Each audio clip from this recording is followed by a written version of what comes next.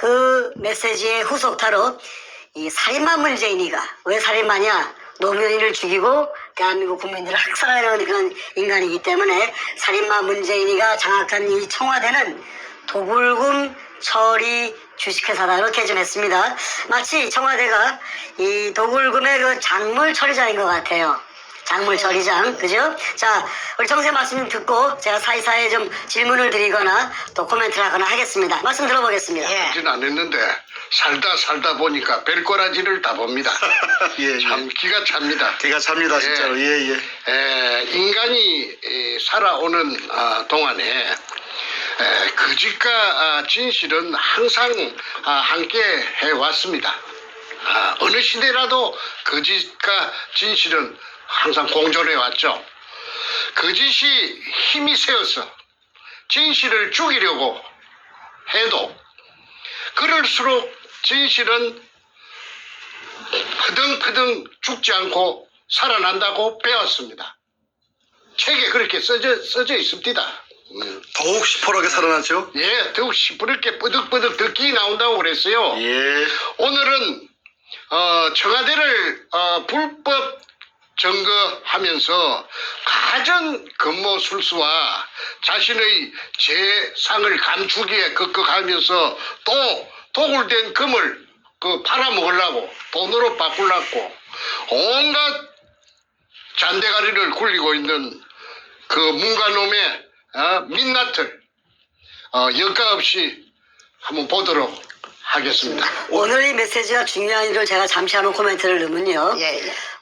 이런 질문들이 많아요. 제가 댓글들을 유심히 보는 편인데 이런 질문이 가끔 나옵니다. 뭐냐 하면은 아니 문재인이가 왜 금이랑 연결되어 있는지 증거가 어디 있느냐 그 얘기를 많이 합니다. 왜냐하면 우리 정생님이 금을 발견한 시점이 2002년도 당시에 김대중의 말년이었고 바로 다음에 이제 노무현으로 바뀌는 때였기 때문에 그 당시에 문재인은 대통령도 아니고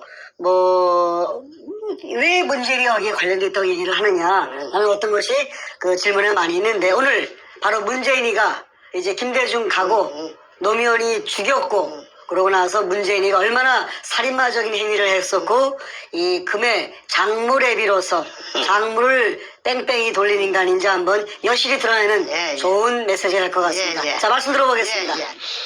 그 직접적인 증거는 뭐냐면은 제가 2018년 작년 6월 1일부터 지금까지 50여 차례 이상 그 문재인이를 금도굴에 범인이라고 맹 공격을 했습니다. 그러면은 청와대는 뭐 하는 데입니까? 청와대 대변인 김의겸이라는 그 기자 출신의 그 양반 뭐 하고 있습니까? 대통령을 금독을 범죄단에 연루된 자기 오야붕을 죽인 그 살인마라고 또 금독을 전부 문현동 의뢰공장에 우리 선조들의 유골을 물속에 포화된 유골을 제끼고 그것만 쏙 빼간 처먹은 더러운 천인공동할 더러운 인간이라고 범죄자라고 50여 차례 온 세상에다가 애쓰면은 무슨 반응이 있어야 되죠.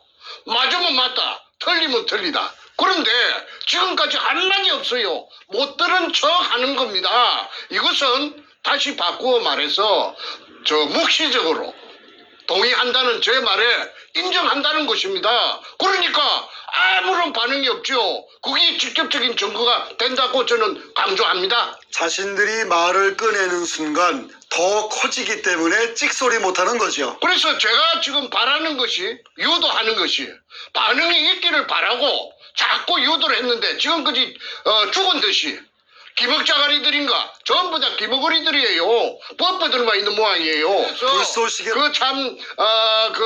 그래도 그놈들이 머리가 있어가지고 이걸 갖다가 대꾸를 하고 나서는 순간에 바로 뻥튀기가 된다는 것을 잘 아는 모양입니다. 어쨌든 지난 2002년 3월 2일 날 참 꿈속에서도 그리워하던 구멍 하나를 뚫었습니다. 우리 할아버지 땅도 아니고 아버지 땅도 아니기 때문에 10년 세월이 걸렸어요.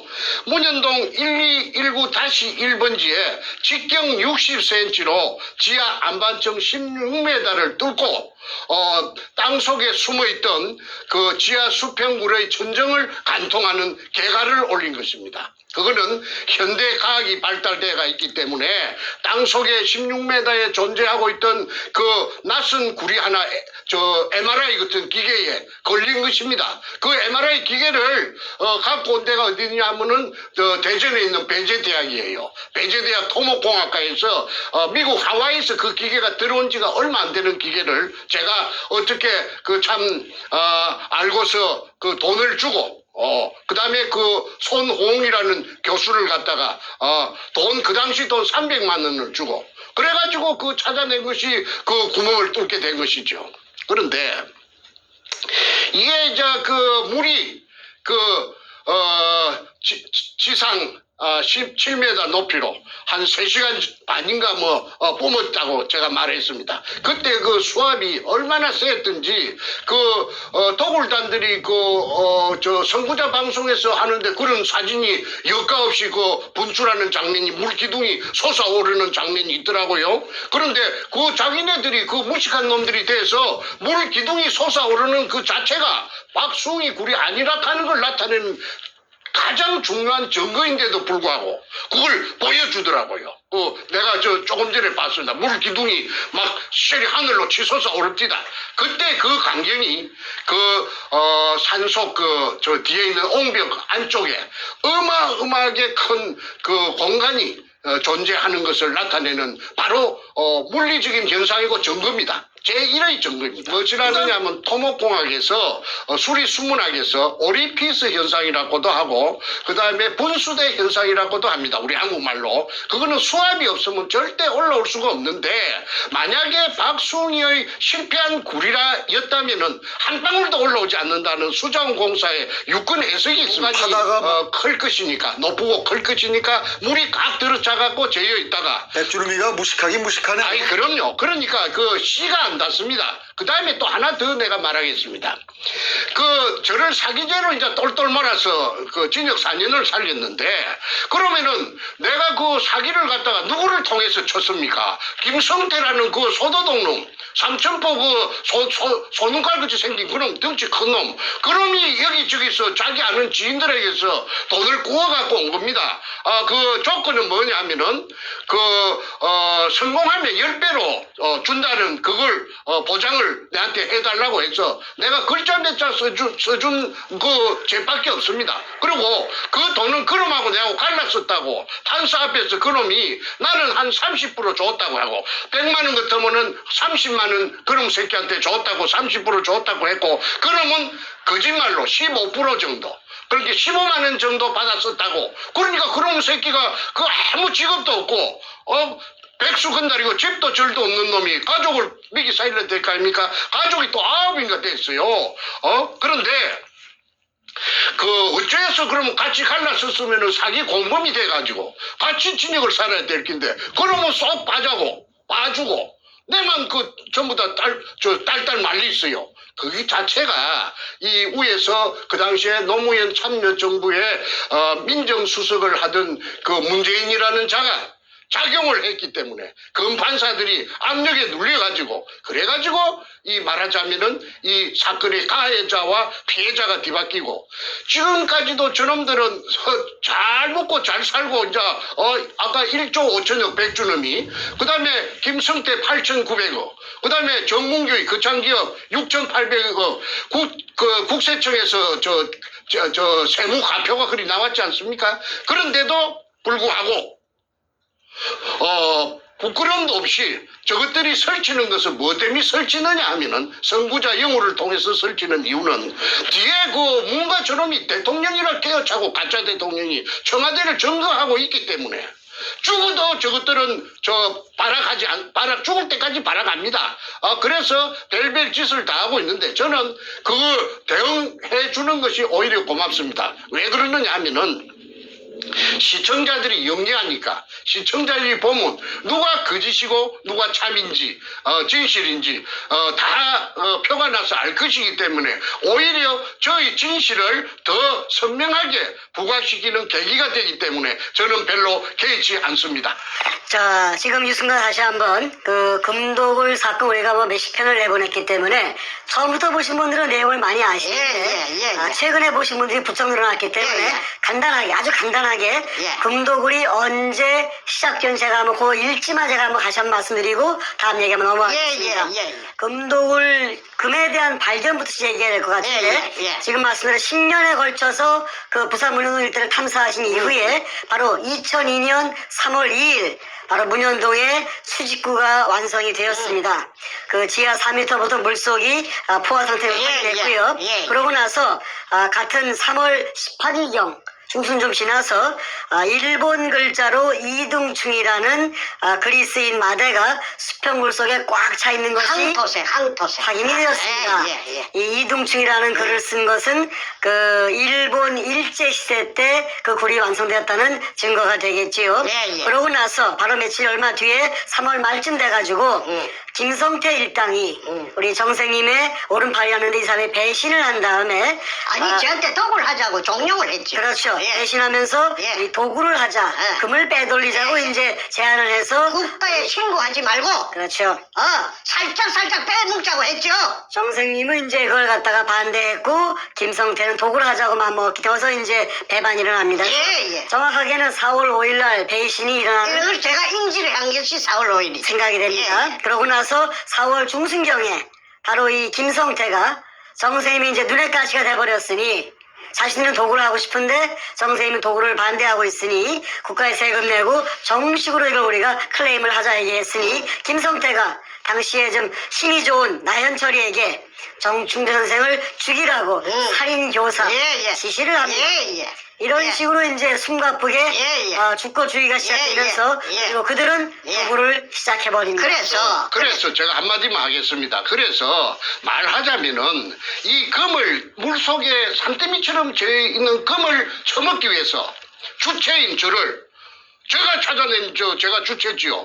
그러니까 저를 갖다가 그 백주놈이 등을 끄잡아 이어가지고 저를 갖다가 팽시키기로 작정하고 모함을 했습니다. 그 기댄 언덕이 뭐냐면 자기네들을 그에게 힘을 실어줄 언덕이 누구느냐면 노무현입니다. 노무현이 정권하고 붙어버린 거예요. 그러면 그 뒤에 배경이 누구느냐면 그 현직 대통령이 뒤에 당선자 시절부터서 뒤에 딱 버티고 있으니까 병풍 역할을 해주니까 아니 뭐 긁어질 게 있겠습니까? 정충재는 힘도 없고 백도 없고 다 힘이 빠져갖고 지쳐 쓰러질 지경인데 그래가지고 그때서부터 지금까지 처절하고 외로운 그 전쟁을 갖다가 저 혼자 일대 다수 수백 명인지 천 명인지 모르는 기자선 같은 놈들을 상대로 해서 외롭게 고군분투해 온 것입니다. 자, 이제 그럼 노무현이로 들어가 보겠습니다. 자, 노무현이가 배경이 있다 이렇게 주장하셨는데 실제 그런지 한번 확인해 보겠습니다. 김대중에 이어서 노무현이가 청와대를 장악합니다. 2003년 바로 다음 해인 한 1년쯤 지나서 2003년 3월 9일에 이런 방송이 나왔어요. 뭐냐면은 당시에 노무현과 젊은 검사들과의 대화의 장 뭐 이런 방송이 나옵니다. 그 당시에 서울중앙지검의 발령을 받은 신인 검사인 김영종이 아주 용감무쌍하게 발언을 합니다. 질문하는데 이런 질문을 했습니다. 노무현에게 대통령에 취임하기 전에 전 부산 동부지청장인 박용석에게 청탁 전화를 하신 적이 있다. 그때 왜 검찰에 전화를 했습니까? 라고 물었습니다. 그러면서 노무현한테 물었죠. 그렇죠. 그것이 바로 검찰의 정치적 중립성을 훼손하는 발언이었다고 생각하지 않습니다. 그 얘기했습니다. 돌직구를 날린 겁니다. 그때 노무현이가 뭐라 그랬죠? 그 당시에? 그래서 노무현이가 그 말을 듣고 이쯤 가면은 막 가자는 거지요 하고 헛웃음을 민망하니까 민망했죠. 양심이 찔리니까 확인을 시켰습니다. 그 표정까지. 그래서 헛웃음을 이쯤 되면 막 가자는 거지요 하면서 헛웃음을 지으면서 당황하는 기색이 역력하게 그 화면에 그 보면은 나타납니다. 그래서 노무현이 우물쭈물 하면서 변명하기를 청탁 전화가 아니었다. 청탁 전화가 아니었다. 해운대 지구당에 당원이 사건이 계류되어 있는 모양인데 자기 당원이 해운대 지구당에 자기 당원이 사건에 계류되어 있는 모양인데 위원장인 나에게 노무현에게 억울하다고 자꾸 호소하니 혹시 지청에서 검사들이 못 다들은 얘기가 있는 것 같으니까 한번 들어주십시오 하는 취지로서 더듬 우물쭈물하면서 들어주십시오 그뿐이다. 이 이야기가 전부다 하면서 해명을 했습니다. 그거는 의식이 똑바로 베낀 보통 사람들이라면은 뭔가 이상하다. 어째 대통령 그 당시에 취임하기 전이니까 당선자 신분으로서 시청장한테 직접 전화를 걸어가지고 자기 당원이 억울한 것이 못 다들은 것이니까 한번 더 들어봐 주시오 하는데 그 말하는 것이 우물쭈물하니까 뭔가를 숨긴 듯한 그런 걸 눈치챌 수가 있지요. 그때 그 화면을 갖다가 재생해서 보시면은 제 말을 갖다가 인정하실 것입니다. 그런데 저도 그 장면을 보고 야 저거 좀 이상한데 내가 노무현을 알기 때문에 내가 노무현을 3번 만나가지고 금도굴에 대해서 문현동에 대해서 금도굴이 아니고 문현동 보물건에 대해서 서로가 그 얘기를 했던 그런 상황이 앞전에 다 그 얘기를 장황하게 했기 때문에 오늘은 그 생략합니다. 야 좀 이상한데 그런데 내가 그 이후에 수사를 해달라고 진정서를 이어가지고 서경석이라는 종교깡패 목사 그게 이제 검찰에 작용해가지고 사건을 해결하도록 해주겠다고 해서 제가 진정을 해가지고 그래가지고 이제 동부지청에 수사가 시작되었습니다. 오청 특수부에서 서범중이라는 애송이 그 당시에 고대 법대 나오고 대구 놈이 있는데 뚱보가 있었어요. 그게 이제 수사를 하는데 이게 영 개판으로 하는 거예요. 이거 내 말은 인정하지 않고 자꾸 말이지 도굴단을 비호하고 말이지 사건을 비비 꼬기 시작하더라고. 6달 동안. 그런데 한 번은 수사를 받다가 화장실에 갔습니다. 이 화장실에 가서 정면을 보면서 이거 참 뭔가가 이거 뒤에서 어떤 놈이 조정하는 것 같은데 검사 새끼가 내 말을 전혀 안 들으니까 서범주의라 하는 대구 자식 그 자식이 안 들으니까 야 이거 내가 동쪽이라 하면 그 새끼는 항상 서쪽이라고 그래요. 그래서 야 이거 참 난감하다 싶어서 있는데 옆에서 같이 오줌 누던 누군가가 내 옆구리를 푹 찌르면서 아는 체 합디다. 그래서 히트 보니까 내보다 키가 작은데 아무개가 내 아는 진주에서 알던 후배예요. 진주지청에 무전사로 있었는데 무전사. 본래는 그 친구가 배를 타든 원양어선을 타든 무술사인데 검찰에 취직이 돼가지고 말하자면 통신을 담당하는 그런 직책이었는데 진주 검찰청에 있다가 이게 웬일이고 한 게 내 요 회사로 정근 온 지가 한 1년 안 됩니까? 형님은 요게 웬일입니까? 해서 내가 문현동 금도굴에 대해서 내가 이야기를 했더니 그 애가 하들짝 놀라면서 하는 말이 아이고 형님이 주인공입니까? 그래 네가 어째 그래 문현동의 금도굴 사건을 아느냐 하니까 이거 우리 회사 직원들 전부 다 모르는 사람이 없습니다. 어째 모르는 사람이 없단 말이냐? 노무현이가 우리 회사 사장한테 지청장한테 박용석이한테 전화를 걸어가지고 그러니까 이 회사는 거죠. 예. 자기네 지청을 일컬어서 회사라 하더라고. 그러면서 우리 회사 사장한테다가 그 전화를 한 게 노무현이 아닙니까? 내가 이제 그런 걸 모르는 줄 알고. 그래 무엇을 부탁하려고 전화를 했다 하대 할게. 아이고 문현동에 그 금도굴 그 형님이 주인공인 줄 나는 몰랐는데 그 금도굴에 타치하지 말라고 전화를 갖다가 한 걸 갖다가 우리 회사 직원 여자 직원 타이피스트까지 전부 다 전화 교환한 거지 다 압니다. 동부지청에 직원들 다 안다고 그러대. 그래서 내가 꿈을 깼습니다.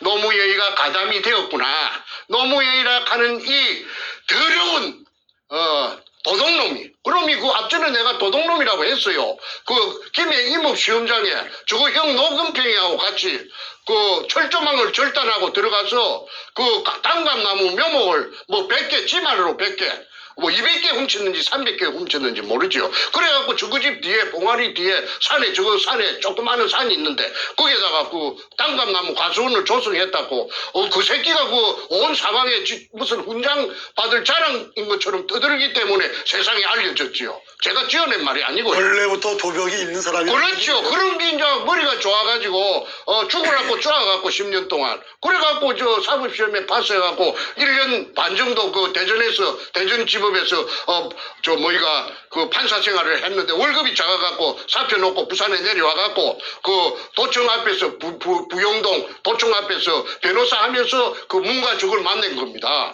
자, 그래가지고 자, 같은 맞습니다. 도둑놈끼리 만난 거예요. 자, 여기까지 정리하면은, 노무현이가 대통령 취임하기 전에, 검찰 측에 전화해서 지시를 했다. 무슨 지시를 했냐 하면은, 문현동 금도굴 사건에 대해서 타치하지 마라.